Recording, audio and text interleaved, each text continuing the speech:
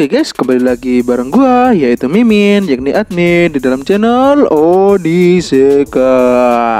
Oke guys, hari baru tentunya chapter baru. Pada video kali ini Mimin akan membahas Lookism chapter terbaru guys, yakni chapter 458, chapter yang telah rilis kemarin coy. Dan Mimin bahas dan banyak sekali poin-poin yang dapat Mimin temukan coy. Karena chapter 458 adalah lanjutan dari chapter 457 guys. Ya bener, chapter ini berisi, ya kalian tonton sampai akhir guys. Oke guys, seperti biasa dalam chapter 458 ini Mimin dapat menyebutkan sekitaran ada 7 poin dan juga 3 teori coy yang dapat Mimin temukan di Lookism chapter 458 ini. Dan Mimin juga mau mengucapkan terima kasih banyak kepada kalian semua guys, kepada 811 orang yang telah subscribe channel Mimin coy. Mimin mengucapkan terima kasih banyak coy. Dan juga Mimin mau mengucapkan terima kasih banyak kepada orang-orang yang telah menonton video Mimin coy. Terima kasih banyak dan jangan lupa share ke teman-teman kalian coy. Oke guys, pada video sebelumnya yang membahas tentang Lookism,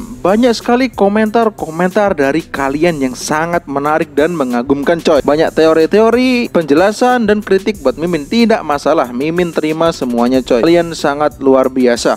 Oke guys, sebelum lanjut ke inti video, alangkah baiknya jika kalian share video ini ke teman-teman kalian coy, biar teman-teman kalian tahu ada yang membahas Lookism chapter-chapter terbaru. Dan jangan lupa subscribe channel Mimin serta nyalakan notifikasinya agar ya kalian tahu sendiri lah guys, agar apa ya. Oke guys, gak usah banyak basa-basi lagi karena poinnya cukup panjang. Kita langsung saja ke inti video. Let's go. Oke guys, poin yang pertama, pada chapter ini kita diperlihatkan bagaimana cara kerja Shikishi yang baru, yang dimana Shikishi baru adalah gabungan antara Jet Kunido dengan Shikishi atau perkelahian tangan kosong guys. Dan itu adalah teknik yang dikembangkan sendiri oleh Wonseok. Tapi guys, setelah melihat Shikishi yang baru itu, JT tidak gentar sama sekali guys. Ya namanya juga pedang kan, harus tetap menghunus siapapun lawannya. Benar-benar pedang yang sangat luar biasa. Oke guys, next poin yang kedua. Chapter ini kita diperlihatkan sosok Wonseok dan juga sosok JT yang sangat luar biasa guys. Pertarungan mereka sangat memukau Mimin. Pertarungan antara dua pria yang bertujuan untuk saling melindungi. Yang satu melindungi tuannya,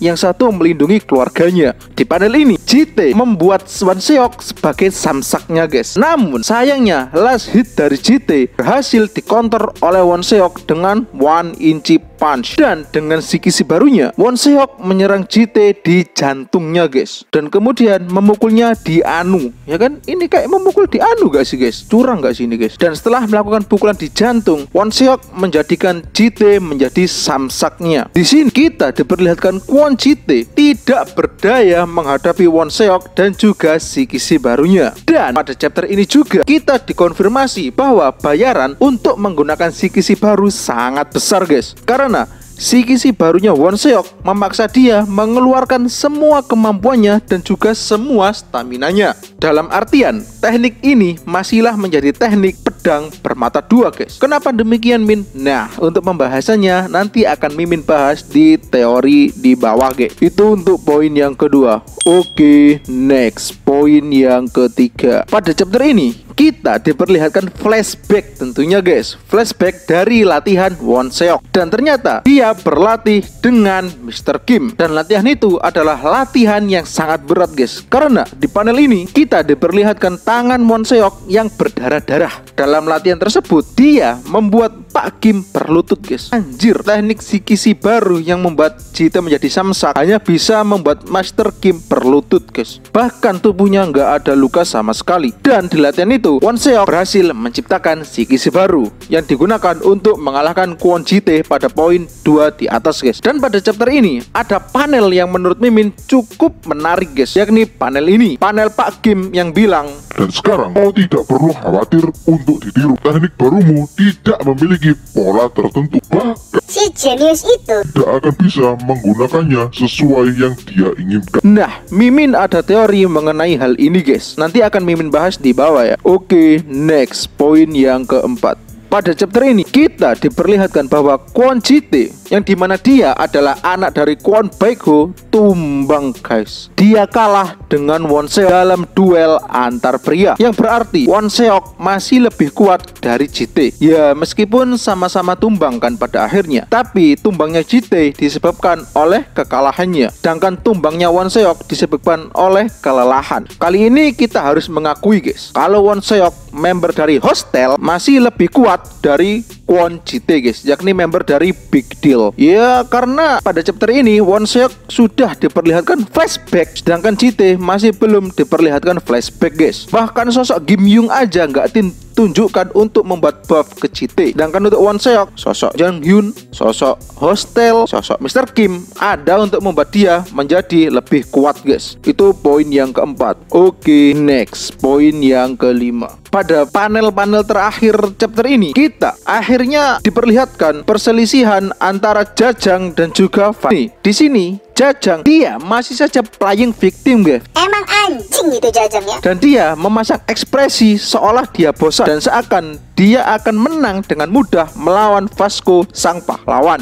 Wajahnya ini loh guys, wajah paling ngeselin seakan merendahkan musuhnya. Emang anak Gak boleh toksik guys. Dia Jajang dengan beraninya bilang, kalian semua yang tidak bisa mengalahkanku ingin menangkap Ilhe. Kalimat ini cukup menyakitkan guys, tapi juga benar. Karena apa? Ya karena alien yang sekarang belum bisa dibandingkan dengan Ilhe guys. Ya untuk itu Mimin udah bahas di video lainnya kan guys. Oke lanjut. Di sini Mimin sangat senang dengan panel ini. Panel di mana Vasco bilang, apa kau akan terus bersembunyi di balik kata-kata bahwa kau melakukan sesuatu untuk melindungi keluargamu sendiri dan engkau terus melibatkan orang yang tak bersalah? Itu bener guys. Jajang ini ya sosok karakter yang selalu minta pembenaran atas apa yang dia lakukan, karena dia ini tuh nggak mau salah guys sebenarnya. Dia ingin tindakannya dimaklumi karena membela Hostel, yang dimana Hostel adalah anak emas PTJ guys. Semua membernya di buff habis-habisan. Dan pada panel ini ada kata-kata yang membuat Mimin sangat senang, yakni kau perlu dihajar. Nah bener, hajar aja tuh Jajang. Kalau bisa patahin semua sendinya. Kesel banget Mimin sama Jajang guys. Oke, next poin yang keenam.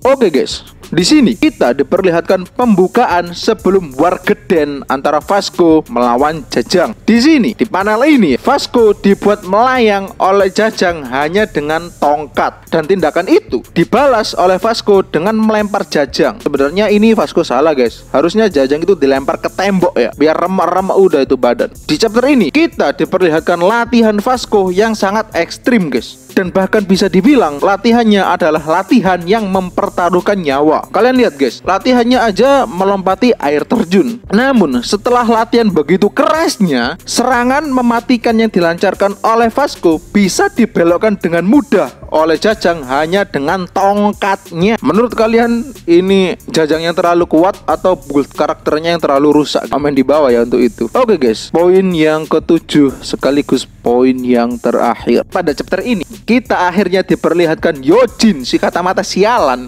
Dia diperlihatkan bahwa Yojin tahu kalau anak perusahaan pertama sedang diserang. Bener kan guys teori Mimin di chapter yang lalu-lalu, yang Mimin bilang nggak mungkin kacamata gila ini nggak tahu kalau anak perusahaan pertama diserang. Tapi lihatkan wajahnya kan guys, wajahnya ngeselin banget coy. Dia masih santai banget. Dan juga di chapter ini kita banyak sekali diperlihatkan flashback dari yang namanya Hostel guys. Di panel terakhir chapter ini kita diperlihatkan flashback dari Jajang, yang ternyata Jajang adalah pemburu Raja Gen 1 guys. Mulai dari Raja Suwon, Raja Pyeontaek, dan Raja Seongnam. Semua adalah korban dari Jajang. Atau mungkin korban dari plot armornya juga. Tapi yang pasti menurut Yojin, Gen 2 yang terkuat sekarang adalah Jajang guys. Ya meskipun Mimin agak nggak terima, tapi ada benernya juga guys kalau Gen 2 yang terkuat sekarang adalah Jajang. Dan juga Yojin menyebut Jajang sebagai Raja Gen 2. Tapi menurut Mimin ini terlalu berlebihan guys buat seonggok yang namanya Jajang ini. Menurut kalian gimana guys? Apakah itu berlebihan atau tidak? Komen di bawah ya. Oke guys, itu tadi 7 poin yang dapat Mimin temukan di Lookism chapter 458. Oke guys, sekarang kita langsung beralih ke teorinya guys. Let's go.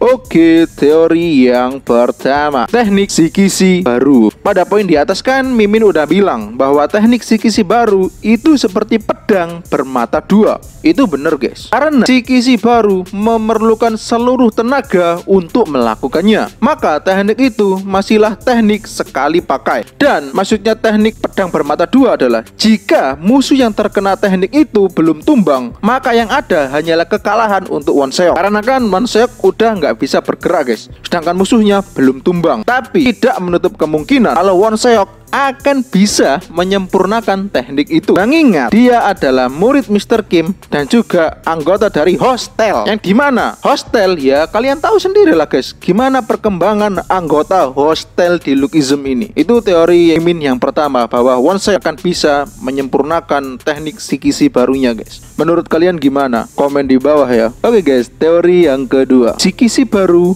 tidak bisa ditiru. Pada panel ini, Mr. Kim kan bilang, dan sekarang kau tidak perlu khawatir untuk ditiru. Teknik barumu tidak memiliki pola tertentu. Bahkan, si jenius itu tidak akan bisa menggunakannya sesuai yang dia inginkan. Nah, itu kan kata Mr. Kim. Menurut Mimin dan berdasarkan kata Mr. Kim, teknik psikisi baru masih bisa ditiru guys. Karena Mr. Kim bilang jenius itu tidak akan bisa menggunakannya sesuai yang dia inginkan. Coba kalian teliti kata ini guys, sesuai yang dia inginkan. Menurut Mimin, ini berarti teknik itu masih bisa ditiru, tapi yang meniru tidak bisa meniru dengan sempurna teknik itu guys. Dan jika ditiru, maka hasilnya tidak seefektif saat digunakan oleh Wonseoknya langsung. Itu guys, menurut Mimin yang pertama. Dan untuk kalimat si jenius ini tuh siapa guys? Jika yang dimaksud si jenius ini adalah Johan, oke lah, mungkin dia tidak bisa meniru dengan sempurna karena keterbatasan hardware.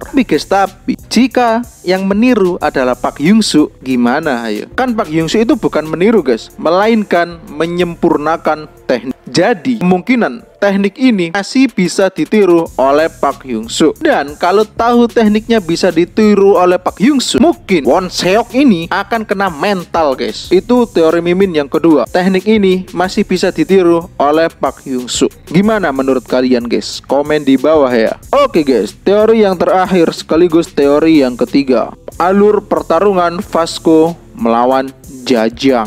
Oke guys, di chapter ini setelah kedua belah pihak mengeluarkan flashbacknya, Mimin jadi sedikit khawatir guys dengan Vasco. Karena Jajang di chapter ini dia dibuild seakan dia adalah karakter yang sangat-sangat kuat. Dia mampu mengalahkan Raja Gen 1 sendirian guys. Ya meskipun kita belum tahu kan apakah Vasco juga bisa melakukannya atau tidak, tapi dari pengalaman bertarung sudah jelas Jajang melampaui Vasco. Ditambah apa guys? Ya benar, ditambah Jajang masih punya plot armor yang sangat kuat, yakni anaknya guys yang bernama Yena. Mungkin dia akan menjadi ingat anak dan menjadi sangat kuat guys. Jadi menurut Mimin, pertarungan kali ini akan sangat-sangat menyusahkan untuk Vasco karena lawannya adalah Jajang. Dia adalah orang yang sangat kuat dalam segi bertarung dan juga armor. Pertarungan mereka akan sangat brutal guys menurut Mimin. Mengingat Jajang kalau bertarung kan sukanya brutal dan main kotor. Ya sebenarnya dalam pertarungan seperti ini nggak ada yang namanya main kotor sih guys. Dan pertarungan ini